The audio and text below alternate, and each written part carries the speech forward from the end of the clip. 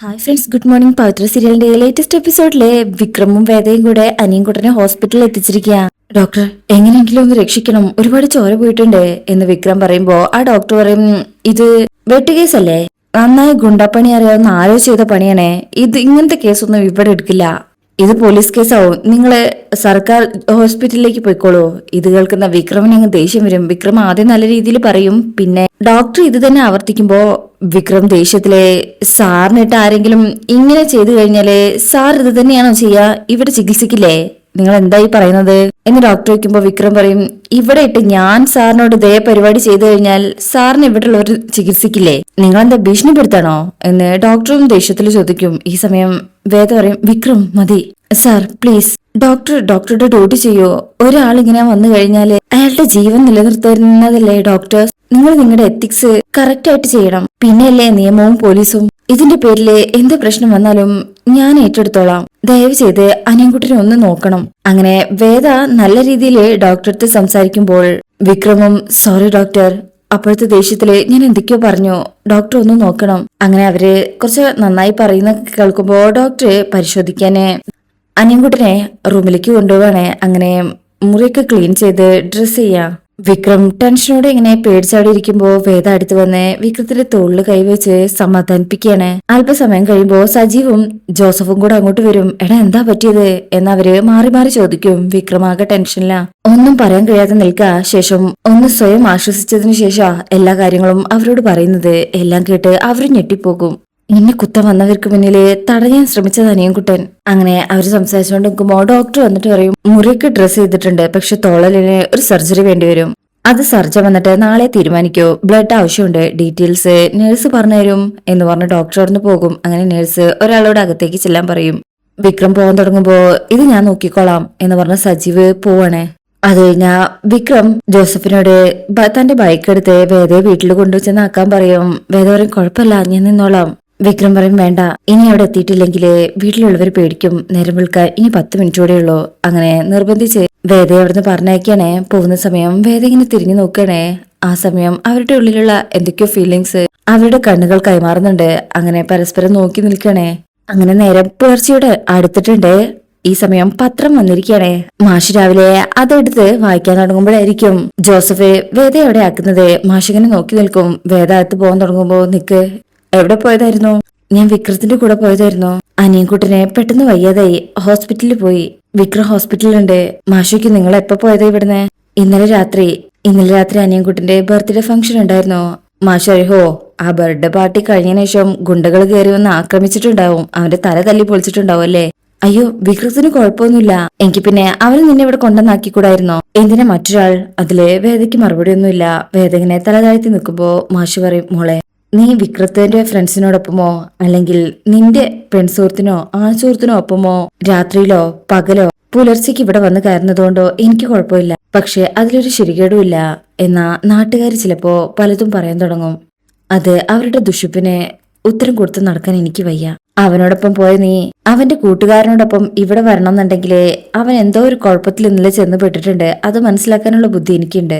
അതാ പറയുന്നത്, അവനോടൊപ്പം ഇറങ്ങി നടക്കുന്നത് ശ്രദ്ധിക്കണം എന്ന് പറഞ്ഞ് മാഷു പോകുമ്പോ അത് കേട്ടിട്ടായിരിക്കും അങ്ങോട്ട് ശ്രീചേർത്തി വരുന്നത്. ശ്രീചേർത്തിക്കും, എന്താ അച്ഛൻ അങ്ങനെ പറഞ്ഞു പോയത്, എന്താ ഇവിടെ നിൽക്കുന്നത്? വേദം മറുപടി ഒന്നും പറയാതെ അവിടുന്ന് പോവാണ്.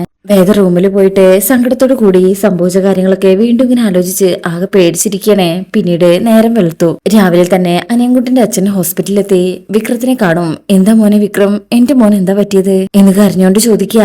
അച്ഛൻ വാ എന്ന് പറഞ്ഞ് വിക്രം അനിയൻകുട്ടനെ കാണിച്ചു കൊടുക്കുക. ആ കിടത്തം കാണുമ്പോ അച്ഛനും വല്ലാതെ സങ്കടാകും. ഇങ്ങനെ സങ്കടത്തോടെ നോക്കി നിൽക്കും. ശേഷം ഇവരോട് പറയും, നിങ്ങളൊരു പാർട്ടി കൊടുക്കുന്നുണ്ടെന്ന് പറഞ്ഞു പോന്നത് അവൻ, ഏതായിരുന്നു ആ പാർട്ടി അല്ലേ എന്ന് പറഞ്ഞിങ്ങനെ സങ്കടത്തിലും ദേഷ്യത്തിലും കരയുമ്പോ ആ നേഴ്സ് പറയും, പേഷ്യന്റ് മയക്കത്തിലാ, ഇവിടെ നിന്ന് ഇങ്ങനെ കരയരുത് പ്ലീസ്. അപ്പൊ വിക്രം, അച്ഛൻ വന്നേ എന്ന് പറഞ്ഞ് അവിടുന്ന് കൂട്ടിക്കൊണ്ടു പോവാണേ. അച്ഛനെ സമാധാനിപ്പിച്ച് അവിടെ കൊണ്ടുവന്ന് ഇരുത്തിയിട്ട് വിക്രം പറയും, കുഴപ്പമൊന്നുമില്ല, ഞാൻ ഡോക്ടറെ അടുത്ത് സംസാരിച്ചിട്ടുണ്ട്, തോളലിന് ഒരു പൊട്ടുണ്ട്, അത് സർജനായി സംസാരിച്ചിട്ട് ഇന്ന് ചിലപ്പോ സർജറി ഉണ്ടാവും. ഇങ്ങനെ പറയുമ്പോ അച്ഛൻ പറയും, ഈ ശരീരവും വെച്ച് അധ്വാനിച്ച് ജീവിക്കുന്നനാ എന്റെ കൊച്ച്. ആ വർക്ക്ഷോപ്പിൽ തന്നെ നിൽക്കുന്നത് വാടക കാശ് ലാഭിക്കാൻ വേണ്ടിട്ടാ. നിനക്കറിയോ, അവൻ അധ്വാനിച്ച പൈസക്ക് സ്ഥലം വാങ്ങിച്ച് ആ 3 സെന്റിലൊരു വീട് വെച്ച് അടുത്ത വർഷം അങ്ങോട്ട് മാറാന്ന് പറഞ്ഞത് എന്നോട്. അച്ഛൻ പേടിക്കണ്ട, അവരൊന്നും സംഭവിക്കില്ല. അച്ഛൻ പറയും വയ്യാത്ത കുട്ടിയാണെന്ന് പറഞ്ഞ് ഒരിക്കലും അവനെ കളഞ്ഞിട്ട് പോയതാ ഞാൻ. അവസാനം അവൻ തന്നെ ആരുമില്ലാത്ത എന്നെ തേടി കണ്ടുപിടിച്ചു. ഒരാൾക്കും ഒരു ദ്രോഹവും അവൻ ഇന്നേ വരെ ചെയ്തിട്ടില്ല. ഇങ്ങനെ വെട്ടും കൊണ്ട് ചോരൊലിപ്പിച്ച് കിടക്കാൻ മാത്രം എന്ത് തെറ്റാ അവൻ ചെയ്തത്? എന്തിനാ നിങ്ങൾ എല്ലാവരും കൂടെ അവൻ ഇത് വരുത്തി വെച്ചത്? ഇതെങ്ങനെ സംഭവിച്ചെന്നും അതിന് കാരണക്കാരാണെന്നും എനിക്കറിയാം എന്ന് വിക്രത്തെ നോക്കി അർത്ഥം വെച്ച് പറയുന്നത് കേൾക്കുമ്പോ വിക്രത്തിന് സങ്കടാകും. അങ്ങനെ അനിയൻകുട്ടന്റെ അച്ഛൻ അവിടെ നിന്ന് എഴുന്നേറ്റിട്ട് വിരൽ ചൂണ്ടിട്ട് പറയും, നീ ഓർത്തോ വിക്രം, നിന്റെ ജീവിതമാണ് എന്റെ മോനെ ഇങ്ങനൊരു ദുരന്തത്തിൽ കൊണ്ടുവന്ന് എത്തിച്ചത്. നീ നോക്കിക്കോ വിക്രം, ഒരു ദിവസം നിന്റെ അച്ഛനും ഇതുപോലെ കരയും, ഉറപ്പാ. ഇത് കേൾക്കുന്ന വിക്രമും കൂട്ടുകാരും ഞെട്ടിലോടെ നിൽക്കാണ്. അത്രയും പറഞ്ഞ് അനിയൻകുട്ടന്റെ അച്ഛൻ അവിടുന്ന് മാറി നിന്ന് സങ്കടത്തിൽ കരയാണ്. ഈ ഒരു സംസാരം വിക്രത്തെ കൂടുതൽ വേദനിപ്പിക്കുകയാണ് ചെയ്യുന്നത്. എന്നാൽ സങ്കടവും ദേഷ്യവും അടക്കാനാവാതെ നിൽക്കാണ് വിക്രം. അങ്ങനെ നേരം വെളുത്തു കഴിഞ്ഞാൽ വിക്രം വീട്ടിലേക്ക് ചെല്ലാണ്. വേദ ഇപ്പോഴും റൂമിൽ തന്നെ ഇരുത്തേ ഇരിക്കുക. എങ്ങനെയുണ്ട് അനിയൻകുട്ടനെ? ഡോക്ടർ എന്താ പറഞ്ഞത്? വേദ നിർത്താതെ ചോദിക്കാ. വിക്രം എന്തോ എന്ന് തെരഞ്ഞുകൊണ്ടിരിക്കണേ. അതിനൊന്നും മറുപടി പറയുന്നില്ല. നിങ്ങൾ എന്താ നോക്കുന്നത്? വിക്രം അതിന് മറുപടി പറയാതെ ആ സാധനം തെരഞ്ഞുകൊണ്ടിരിക്കുക. അങ്ങനെ ഒരു പെട്ടിക്കകത്തുനിന്ന് ഒരു കത്തിയെടുക്കും. ഇത് കാണുമ്പോ വേദ അങ്ങ് ഞെട്ടിപ്പോവാണ്. അതെടുത്ത് പോകാൻ തുടങ്ങുമ്പോ വേദയ്ക്ക് അങ്ങ് ദേഷ്യം വരും. ഓഹോ, ഇത്രയൊക്കെ ആയിട്ടും നിങ്ങൾക്ക് മതിയായില്ലല്ലേ? ഈ ചോര ചിന്തുന്നത് ഇനിയും നിങ്ങൾക്ക് അവസാനിപ്പിക്കാനായില്ല. ഇതുകൊണ്ടാ ഇപ്പൊ ഒരു പാവം ഹോസ്പിറ്റലിൽ ചോര വാർന്നു കിടക്കുന്നത്. അതെങ്കിലും ഒന്ന് ഓർത്തൂടെ? നിങ്ങളുടെ ആ കൂട്ടുകാരൻ ഇടയിൽ വന്ന് കയറിയില്ലായിരുന്നെങ്കിൽ നിങ്ങളിപ്പോ അവിടെ കിടന്നനെ. അത് മനസ്സിലാക്കിയിട്ട് പോരെ ഇനിയുള്ള എടുത്തുചാട്ടം? വിക്രം പറയും, എടുത്തുചാട്ടമല്ല, തീരുമാനിപ്പിച്ച് ഉറപ്പിച്ചത് തന്നെയാ. ഒരു തെറ്റും ചെയ്യാത്ത അനിയൻകുട്ടനിപ്പോ അവിടെ കിടക്കുന്നുണ്ടെങ്കിൽ ചെയ്തവർ അതിനുള്ള ഉത്തരം പറഞ്ഞേ പറ്റൂ. വേദ പറയും, അത് തെളിയിക്കേണ്ടത് നിയമ, കത്തിയല്ല. വിക്രം പറയും, നിയമവും നീതിയും നടപ്പാക്കുന്നത് ചിന്തിയ ചോരയുടെ ചൂടുകൊണ്ട് തന്നെയാ. വേദയ്ക്കും അതുകൊണ്ട് ആരുടെ ജീവനെടുത്തും പന്താടാന്നാണോ? ഒന്നോർത്തോ, ഈ കളിയിൽ നിങ്ങൾ ഒരിക്കൽ തോൽക്കും. നിങ്ങളെന്താ അത് മനസ്സിലാക്കാത്തത്? വിക്രം പറയും, അറിയാം, കൊല്ലാനല്ല ചാവാനും മടിയില്ലാത്തതുകൊണ്ടാ ഇതിനെ ഇറങ്ങിത്തിരിക്കുന്നത്.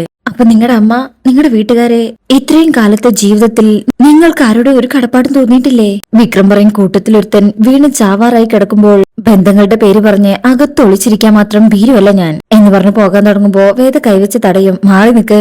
വേദ പറയും, ഞാൻ പറയുന്നൊന്നും കേൾക്ക്. എടുത്തു ചാടി ഒന്നും ചെയ്യരുത്. ഇപ്പോഴത്തെ സാഹചര്യത്തിൽ അത് കൂടുതൽ അപകടമാണ്. അപ്പൊ വിക്രം, മോറി നിക്കടി അങ്ങോട്ട് എന്ന് പറഞ്ഞ് വേദയെ തട്ടി മാറ്റി അവിടെ നിന്ന് പോവുകയാണ്. എന്നാ വിക്രം വാതിലിന്റെ അവിടെ നിന്നിട്ട് നോക്കിയിട്ട് പറയണേ, നീ പറഞ്ഞത് ശരിയാ. ഒരു ദിവസം ഈ കളിയിൽ ഞാൻ തോൽക്കും. ഒരുപക്ഷെ ഇന്ന് തന്നെ ചത്ത് മണ്ണടിഞ്ഞു വരും. അതുകൊണ്ടാ സ്വന്തം ജീവിതം പോയി നന്നായി ജീവിക്കാൻ ഞാൻ പറഞ്ഞത്. ഇനിയും വൈകിട്ടില്ല. വേദയ്ക്ക് എല്ലാം കൂടെ കേട്ട് ആകെ സങ്കടവും കരയാൻ തുടങ്ങുമ്പോഴേക്കും വിക്രം അവിടുന്ന് പോവാണ്. വേദയ്ക്ക് വിക്രത്തെ തടയാനായില്ല. വേദ എന്ത് ചെയ്യണമെന്ന് അറിയാതെ ഇങ്ങനെ നിൽക്കും. ശേഷം ഫോണെടുത്ത് കരഞ്ഞുകൊണ്ട് അച്ഛമ്മയെ വിളിച്ച്, എനിക്ക് അച്ഛമ്മ ഒന്ന് കാണണം എന്ന് പറഞ്ഞ കോള് കട്ട് ചെയ്യാ. വിക്രം അപ്പോഴേക്കും ബുള്ളറ്റിൽ കയറി അവിടുന്ന് പോയി കഴിഞ്ഞു. ശേഷം പിന്നീട് കാണിക്കുന്നത് വിക്രം ശ്രീനിസാറിന്റെ അടുത്ത് വന്ന് കാര്യങ്ങളെല്ലാം പറയുമ്പോൾ ശ്രീനിസാർ പറയും, അന്നേ തീർത്ത് കളയേണ്ടതായിരുന്നു, വിട്ട് കളഞ്ഞതാ കുഴപ്പമായത്. പുളിക്കല് പറയും, പക്ഷെ അവൻ MLA വാസുവിനോടൊപ്പം ചേരുന്നേ നമ്മൾ കരുതിയില്ല. ഈ സംഭവം നടക്കുമ്പോ ഇത്തവണ വാസുവിന്റെ മകൻ വരുണും ഉണ്ടായിരുന്നു. ശ്രീനിസാർ വയ്ക്കും, ആരെ? മുമ്പ് പോക്സോ കേസിൽ അകപ്പെട്ട് ദുബായിലേക്ക് പോയവനോ? അതെ. പക്ഷേ കേസ് പിൻവലിച്ചപ്പോ ചെക്കൻ വീണ്ടും നാട്ടിലെത്തി. കയ്യിൽ ഇല്ലാത്ത പരിപാടിയില്ല, കഞ്ചാവും മറ്റതും മറിച്ചതും എല്ലാം ഉണ്ട്. വിക്രം പറയും, അവൻ ആരുടെ കൂടെയാന്നുള്ളതല്ല, അനിയൻകുട്ടനെ ഈ അവസ്ഥയിലാക്കിയിട്ട് അവനെ വെറുതെ വിടാനോ? ശ്രീനിസാറിക്കും, അനിയൻകുട്ടൻ എങ്ങനെയുണ്ട്? പുളിക്കലാ പറയുന്നത്, സർജറി കഴിഞ്ഞു. തോളലിന് ചെറിയ പ്രശ്നമുണ്ട്. ഇനിയിപ്പോ ജോലി ചെയ്യാൻ പറ്റുമെന്ന് തോന്നില്ല സാറേ. എല്ലാ പ്രശ്നങ്ങളും മറികടന്ന് ജീവിക്കുന്നവനായിരുന്നു. വിക്രം പറയും, അവനെ ജീവിക്കാനുള്ള മാർഗമെല്ലാം നമുക്ക് കണ്ടെത്താം. പക്ഷെ അവൻ ഈ അവസ്ഥയിലാക്കിയിട്ട് ആ അഭിലാഷിനി നെളിഞ്ഞു നടക്കണ്ട സാറേ, അതിന് ഞങ്ങൾ സമ്മതിക്കില്ല. ശ്രീനിസാർ പറയും, ആദ്യം നീ അവനെ കണ്ടുപിടിക്കുക, എന്നിട്ട് എന്ത് വേണമെന്ന് ഞാൻ പറയാം. അത് സാറേ എഴുന്നേറ്റിട്ട് പറയും, നിന്റെ ഉള്ളിലെ ദേഷ്യവും പകരം വീട്ടാനുള്ള തിടക്കവും എനിക്ക് മനസ്സിലായി. അത് എടുത്തു ചാടി ചെയ്യണമെന്ന് നിർബന്ധമില്ല. നീ ആളെ കണ്ടെത്ത്, ചെല്ല്. അങ്ങനെ വിക്രമും ജോസഫും അവിടുന്ന് പോവാണ്. അങ്ങനെ വിക്രമും ജോസഫും കൂടെ ആ മാർക്കറ്റിലും കവലയിലും എല്ലായിടത്തും തെരഞ്ഞു നടക്കണേ. എവിടെയും കാണാൻ പറ്റുന്നില്ല. അങ്ങനെ എല്ലാ സ്ഥലത്തും മാക്സിമം എല്ലാ സ്ഥലത്തും അവർ അന്വേഷിക്കുന്നുണ്ട്. പിന്നീട് അവര് തിരികെ ഹോസ്പിറ്റലിലേക്ക് തന്നെ ചെല്ലാണ്. അനിയൻകുട്ടനെ ചെറുതായി ബോധം വന്നിട്ടുണ്ട്. അതിനുശേഷം പിന്നീട് കാണിക്കുന്നത് നെക്സ്റ്റ് പ്രൊമോയില് വിക്രം ഹോസ്പിറ്റലിൽ എത്തുമ്പോ അടുത്തറിയാവുന്ന ഒരു പെൺകുട്ടി മരിച്ചു കിടക്കുന്നുണ്ട്. ആ കുട്ടിയുടെ അച്ഛൻ അവിടെ നിന്ന് കരയണേ. വിക്രം അന്വേഷിക്കുമ്പോൾ അതിന് കാരണവും ഈ വരുണാണെന്ന് മനസ്സിലാകും. എല്ലാം കൂടെ ചേർത്ത് വരുണും വിക്രം നന്നായി കൊടുക്കുന്നൊക്കെയാണ് അടുത്ത ഭാഗത്തുള്ളത്. അപ്പോ നിങ്ങൾക്ക് ഈ റിവ്യൂ ഇഷ്ടമാവുന്നുണ്ടെങ്കിൽ ചാനൽ എല്ലാവരും ഒന്ന് ലൈക്ക് ചെയ്ത് സബ്സ്ക്രൈബ് ചെയ്ത് സപ്പോർട്ട് ചെയ്തേക്കണേ. താങ്ക്